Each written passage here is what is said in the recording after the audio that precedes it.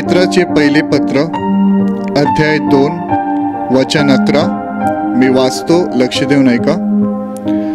प्रियजन हो, जे तुम्ही प्रवासी व परदेशवासी आहात त्या तुम्हाला मी विनंती करतो की जीवात्म्याबरोबर लढणाऱ्या दैहिक वासनांपासून दूर राहा. Hallelujah, hallelujah, hallelujah.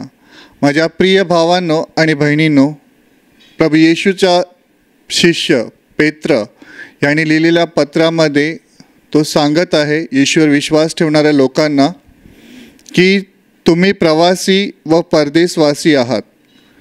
माझ्या प्रिय भावांनो आणि बहिणींनो, आपल्यापैकी प्रत्येक जण जो या जगामध्ये जिवंत आहे, या पृथ्वीवरती जीवन जगत आहे, त्या प्रत्येक माणसाचं जीवन काही कालावधीचं असतं.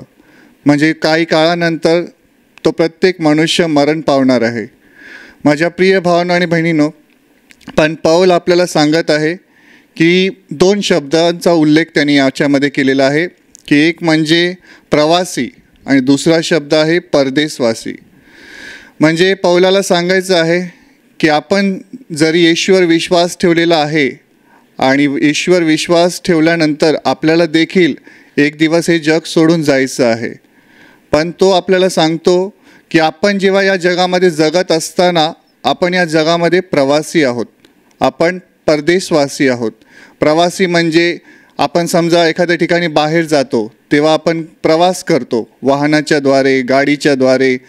अमुक ठिकाणी आपल्याला जायचं असतं, म्हणजे आपण एका ठिकाणी थांबत नाही, तर आपण पुढे चालत जातो जिथपर्यंत आपण आपल्या डेस्टिनेशनपर्यंत पोचत नाही. म्हणजे जिथे आपल्याला जायचं आहे तिथपर्यंत आपण पोचत नाही, तोपर्यंत आपण प्रवास करत असतो. आणि त्याचबरोबर दुसरा शब्द आहे परदेशवासी. परदेशवासी म्हणजे आपण एखाद्या वेळेला जेव्हा भारताच्या दुसऱ्या देशामध्ये जातो, समजा अमेरिकेला किंवा लंडनला, तर तिथे काही काळासाठी आपल्याला विजा दिला जातो. म्हणजे काही काळच आपण त्या देशामध्ये राहू शकतो, पण जेव्हा आपला विजा संपला तेव्हा तेथील लोक आपल्याला पुन्हा आपल्या देशामध्ये परत पाठवतात. म्हणजेच परदेशवासी म्हणजे असं ठिकाण आहे जिथे तुम्ही काही काळ राहू शकता, पण परमनंट त्या जागेमध्ये राहू शकत नाही. Hallelujah, hallelujah. तर माझ्या प्रिय भावांनो आणि बहिणींनो, हे वचन नीट समजून घ्या. पेत्राला सांगायचं आहे की आपण जे प्रत्येक जण या जगामध्ये जगत आहोत ते आपण कायमचे या जगामध्ये राहणार नाही आहोत. म्हणून आपल्यापैकी प्रत्येकाने ज्यांनी येशूवर विश्वास ठेवलेला आहे त्यांनी या पृथ्वीवरती मन लावायला नाही पाहिजे, त्यांनी पृथ्वीवरच्या गोष्टीकडे मन लावायला नाही पाहिजे, तर त्यांनी देवाकडे मन लावायला पाहिजे. Hallelujah, hallelujah, hallelujah. आणि म्हणूनच बायबलमध्ये एका ठिकाणी सांगितलं आहे की आपण स्वर्गाचे नागरिक आहोत. म्हणजेच आपण पृथ्वीचे नाही, तर आपण स्वर्गाचे नागरिक आहोत. देवाने आपली निवड केलेली आहे त्याच्या राज्यासाठी. जेव्हा आपण येशूला ओळखत नव्हतो तेव्हा आपल्या जीवनाचा प्रवास वेगळा होता, आपलं जगणं वेगळं होतं, आपलं वागणं वेगळं होतं, आपलं बोलणं चालणं सगळं काही वेगळं होतं. पण जेव्हा आपण येशूवर विश्वास ठेवतो त्यानंतर देवाची अशी इच्छा आहे की आपण त्याच्या पूर्णपणे इच्छेप्रमाणे चालायला पाहिजे. पण अनेक वेळेला काय होतं की आपण अनेक आपल्या सांसारिक गोष्टीकडे लक्ष लावतो, अनेक आपल्या मनाच्या गोष्टीकडे लक्ष लावतो आणि त्यामुळे आपण अनेक वेळा पापात पडतो, पाप करतो, देवापासून दूर होतो आणि आपला प्रवास आपण अर्धवटच सोडून देतो. त्यामुळेच अनेक लोक येशूवर विश्वास ठेवतात, येशूकडे येतात, पण ते विश्वासामध्ये टिकून राहत नाहीत आणि त्यामुळे त्यांचा प्रवेश स्वर्गामध्ये होत नाही. Hallelujah, hallelujah, hallelujah. पुढे पेत्राने म्हटलं आहे की मी तुम्हाला विनंती करतो की जीवात्म्याबरोबर लढणाऱ्या दैहिक वासनांपासून दूर राहा. पेत्र विनंती करतोय, येशूचा शिष्य मंडळीला किंवा येशूवर विश्वास ठेवणाऱ्या लोकांना विनंती करतोय की जीवात्म्याबरोबर लढणाऱ्या वासनेंपासून दूर राहा. माझ्या प्रिय भावांनो आणि बहिणींनो, माणूस हा 3 प्रकारे बनलेला आहे. एक शरीर, आत्मा आणि प्राण. 3 प्रकाराने माणसाची निर्मिती झालेली आहे. म्हणजे माणसामध्ये आत्मा पण आहे, शरीर पण आहे आणि प्राण पण आहे. आणि त्यापैकी पेत्र सांगत आहे की जीवात्म्याबरोबर लढणाऱ्या वासनांपासून दूर राहा. जीवात्म्याबरोबर लढणाऱ्या वासनांपासून दूर राहा. म्हणजेच तुमच्या आत्म्याच्या विरोधात जे काही वासना आहेत, लढत आहेत, त्यांच्यापासून तुम्ही दूर राहा. का? कारण जर तुम्ही त्या वासनांपासून दूर राहिला नाहीत तर तुम्ही मरणार आहात. माझ्या प्रिय भावांनो आणि बहिणींनो, बायबलमध्ये जुन्या करारामध्ये यशायाच्या पुस्तकामध्ये लिहिलेलं आहे, जो जीवात्मा पाप करतो तो मरेल. म्हणजेच तो कसा मरणार आहे? फक्त शरीरात नाही तर त्याचा आत्माही नाश होईल. आणि म्हणूनच पेत्र ईश्वर विश्वास ठेवणाऱ्या लोकांना सांगत आहे, विनंती करत आहे, रिक्वेस्ट करत आहे. तो सांगतोय की माझं ऐका, तुम्ही जरी ईश्वर विश्वास ठेवलेला आहात, तुम्हाला पापांची क्षमा मिळाली आहे, तुम्ही या जगामध्ये कायमचे राहणार नाही आहात. म्हणून तुम्ही तुमच्या आत्म्याबरोबर ज्या वासना लढत आहेत त्यांच्यापासून दूर राहा. उदाहरणासाठी सांगतो, समजा एखादा तरुण मुलगा पहिला ईश्वर विश्वास ठेवतो आणि ईश्वर विश्वास ठेवल्यानंतर तो प्रार्थनेला येतो, प्रार्थनेमध्ये भाग घेतो, त्याचं मन देवाकडे लागतं. पण काही काळानंतर असं व्हायला लागतं की तो अधिक काळ मोबाईलमध्ये जातो. मोबाईल, टी व्ही सिरियल, मित्र, अशा अनेक चुकीच्या गोष्टींमध्ये तो अडकून जातो. आणि हळूहळू त्याला असं वाटतं, काही नाही, तुम्ही दर आठवड्याला प्रार्थनेला जातो, प्रार्थना करतो, तर देव मला क्षमा करेल. हो, देव तुम्हाला एकदा क्षमा करेल, दोनदा क्षमा करेल, तीनदा क्षमा करेल. पण त्याची एक मर्यादा आहे. जेव्हा तुम्हाला येशूची ओळख झालेली आहे, तुम्हाला सत्य कळलेलं आहे, त्याच्यानंतरसुद्धा जेव्हा तुम्ही पाप करत राहाल किंवा देवाच्या इच्छेविरुद्ध वागत राहाल तर तुम्ही सैतानासाठी दार उघडत आहे. माझ्या प्रिय भावांनो आणि बहिणींनो, पेत्राला सांगायचं आहे की तुम्ही तुमच्या दैहिक वासना जे तुमच्या आत्म्याबरोबर लढत आहेत त्यांच्यापासून दूर राहा. कारण समजा तुम्ही जेव्हा मोबाईलच्या व्यसनामध्ये अडकून जाता किंवा टी व्हीच्या व्यसनामध्ये अडकून जाता, त्यावेळेला हळूहळू तुमच्यामध्ये जो देवाचा आत्मा आहे तो विझवला जाईल. आणि सैतानाला हेच पाहिजे की तुम्ही देवापासून वेगळं व्हावं आणि तुमच्या आत्म्याचा नाश व्हावा. Hallelujah, hallelujah.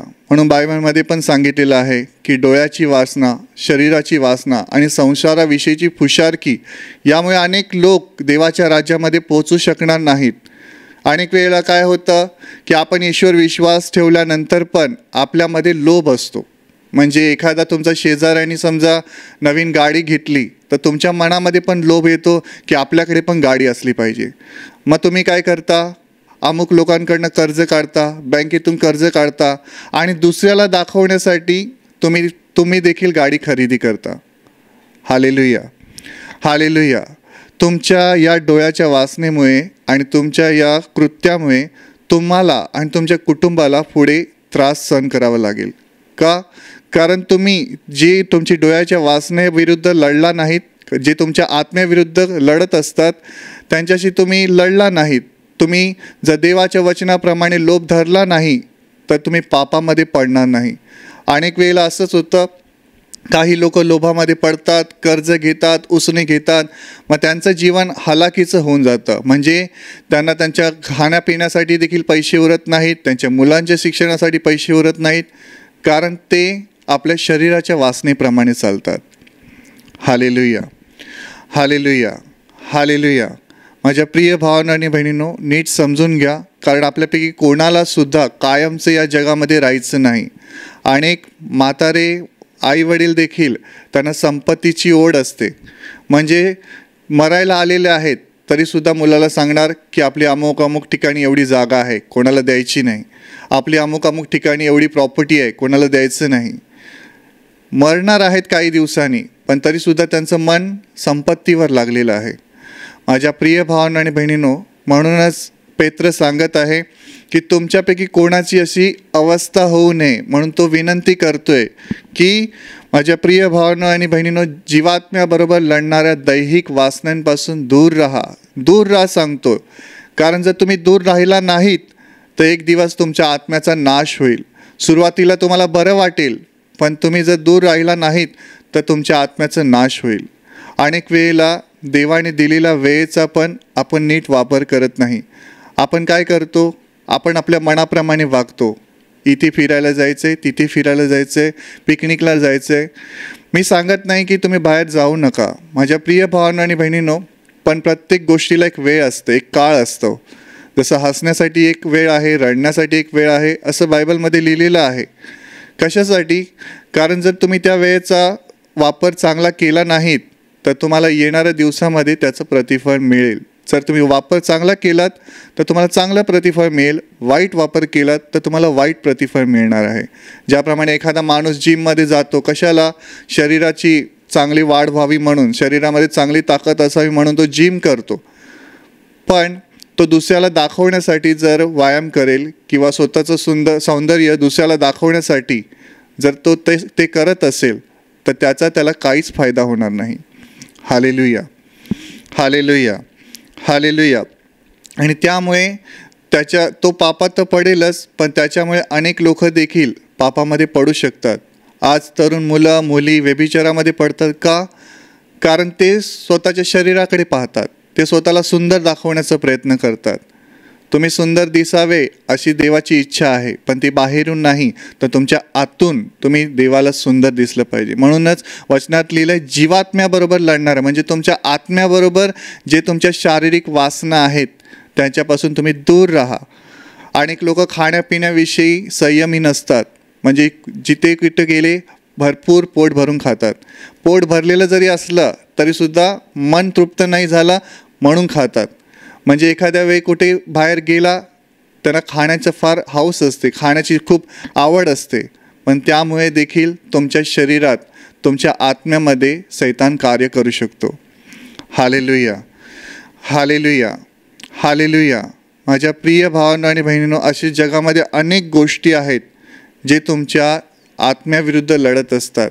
तुमच्या वागण्याद्वारे, तुमच्या बोलण्याद्वारे, तुमच्या जीवन जगण्याच्या शैलीच्या द्वारे अनेक अशा गोष्टी आहेत की ज्याद्वारे तुम्ही सैतानासाठी दार उघडता. अनेक लोकांना मोह असतो, कोणत्याही गोष्टीचा त्यांना मोह पडतो. एखादी गोष्ट सुंदर दिसली की त्याच्यावर त्यांचं मन बसतं आणि ती मिळवण्यासाठी दिवस रात्र प्रयत्न करतात. माझ्या प्रिय भावांनो आणि बहिणींनो, पण पेत्राला सांगायचं आहे की तुम्ही परदेशवासी आहात, तुम्ही प्रवासी आहात. तुम्ही देवाच्या राज्यामध्ये प्रवेश करण्यासाठी, तुमचा प्रवेश स्वर्गामध्ये होईपर्यंत तुम्ही पूर्णपणे देवाच्या इच्छेप्रमाणे चालायला पाहिजे. जी काही कृपा देवाने तुम्हाला दिलेली आहे, ती तुमच्या शरीराची ताकद असो, तुम्हाला चांगली संपत्ती असो किंवा तुम्हाला चांगलं ज्ञान असो, ते सर्व काही तुम्ही देवाच्या कामासाठी वापरलं पाहिजे, दुसऱ्या लोकांसाठी वापरलं पाहिजे आणि देवाच्या इच्छेप्रमाणे चालण्यासाठी वापरलं पाहिजे. म्हणजेच तुम्ही तुमच्या शरीराचा, तुमच्या आत्म्याचा पूर्णपणे देवाला समर्पण केलं पाहिजे. Hallelujah, hallelujah, hallelujah. एकदा एका साधू सुंदर सिंगच्या पुस्तकामध्ये त्यांनी प्रभूबरोबर जे संभाषण केलेलं आहे त्यातील एक उतारा मी तुम्हाला सांगतो. एकदा साधू सुंदर सिंग बरोबर प्रभू बोलत होता. त्यांनी प्रभूने म्हटलं त्यांना की अनेक लोकांना मी फार वेळ दिलेला आहे माझी सेवा करण्यासाठी, पण अनेक लोक दिलेल्या वेळेचा उपयोग करत नाही आणि त्यामुळेच त्यांना काहीच प्रतिफळ मिळत नाही. आणि म्हणून अनेक वेळेला काय होतं की अनेक वेळेला त्यांचा जो गेलेला वेळ आहे, पण तरी जर त्यांनी त्या वेळेचा उपयोग केला, म्हणजे जो गेलेला वेळ आहे तो तर गेला, पण जो आता वेळ उरलेला आहे त्याचा जर त्यांनी वापर केला तर त्याचं त्यांना प्रतिफळ मिळणार आहे. Hallelujah, hallelujah. आणि त्यासाठी प्रभू एक त्यांना उदाहरण देतो. तो सांगतो की एखादा शिकारी आहे, तो शिकार करण्यासाठी जंगलात गेला आहे आणि एका नदीकाठी तो फिरत आहे आणि नदीकाठी त्याला एक दगड मिळतो. तो दगड तो उचलतो, पण त्या दगडाची त्याला किंमत माहिती नसते की ते किंमत काय आहे. आणि म्हणून तो दगड उचलतो आणि नदीच्या पलीकडे जे झाड आहे तिथे पक्षी बसलेले असतात, त्या पक्षींना तो दगड मारत राहतो आणि सर्व दगड मारल्यानंतर एक दगड त्याच्याकडे शिल्लक राहतो आणि तो एक दगड घेऊन बाजारामध्ये निघून जातो. आणि जेव्हा बाजारामधून तो जात असतो तेव्हा एक जवारी असतो, म्हणजे ज्याला सोन्याची पारख किंवा हिऱ्याची पारख करता येते असा एक व्यक्ती तिथून जात असतो. तेव्हा तो शिकारी त्याच्याकडे जो दगड असतो तो त्याला दाखवतो.